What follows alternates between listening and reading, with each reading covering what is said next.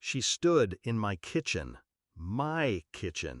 rearranging my shelves with a smug authority, as if she owned not just the plates, but me. And she wore my clothes, a silk blouse I'd bought with my first paycheck. My perfume clung to her like theft. "We're staying indefinitely," she announced, without looking at me. I looked at my husband. He said nothing. Silence, his favorite betrayal. That was the moment I knew I wasn't going to fight her. I was going to bury them both. I married him young, too young. I mistook quiet for kindness, patience for loyalty. But silence can be sharper than cruelty. Silence can cut the deepest. The first red flag was how often his mother called. Every decision, our apartment, our furniture, even our wedding, filtered through her. When I resisted, he folded. Every time. "It's easier this way," he'd murmur. I thought marriage was about building a life together. He thought it was about handing me over. 5 days. That's how long she stayed before I snapped. 5 days of her parading through my house like a queen.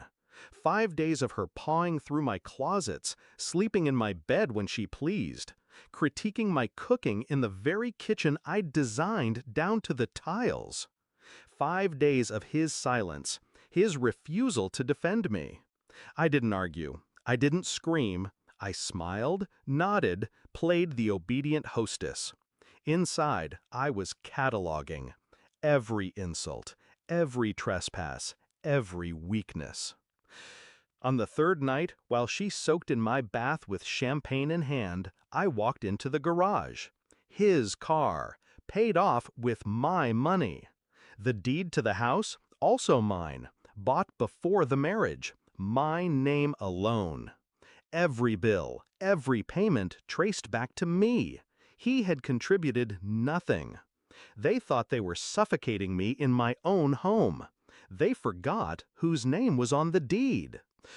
On the 5th morning, I woke up before dawn. I stood in the kitchen she had rearranged, looking at the new placements. Glasses where the plates should be, spices hidden behind canned goods. A mess of someone else's order imposed on mine. And I laughed.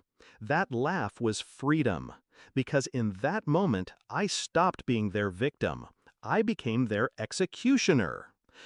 It was simple. First, I packed a single bag, essentials only, passport, documents, cash I had saved over years of being underestimated.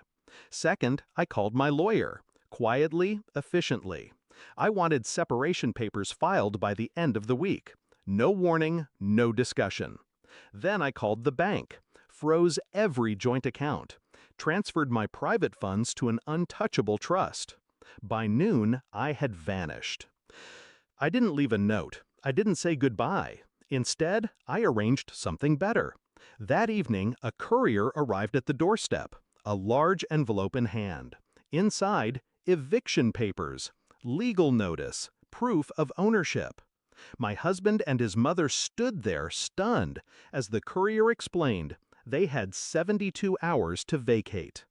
The neighbors saw it. They always do. And gossip travels faster than any official notice. By midnight, half the street knew. The king and queen of my household had been dethroned. He called, of course. At first, the voice of a child caught misbehaving. "Why didn't you tell me? We could have worked this out." Then, the rage of a man stripped bare. "You can't do this to me. This is my home."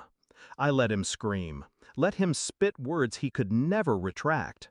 And then, when he paused for breath, I said the only truth that mattered. It was never your home. Not once. And I hung up. They scrambled. His mother posted online about being betrayed by a selfish daughter-in-law. But screenshots of her wearing my clothes, lounging in my house, spread just as quickly. He tried to convince the neighbors it was a misunderstanding. But no one believed a man who had lived off his wife's back and let his mother reign in her place. 3 days later, they were gone. The house was mine again. Silent, empty, but not lonely. Sometimes I sit in that kitchen, the one she tried to remake. I run my fingers along the shelves, each item back where I placed it. Order restored. The neighbors still whisper about the day the courier came, how the queen and her silent prince were toppled in front of everyone. But I don't care what they say. What matters is what I reclaimed. My house, my life, my name. Revenge delivered.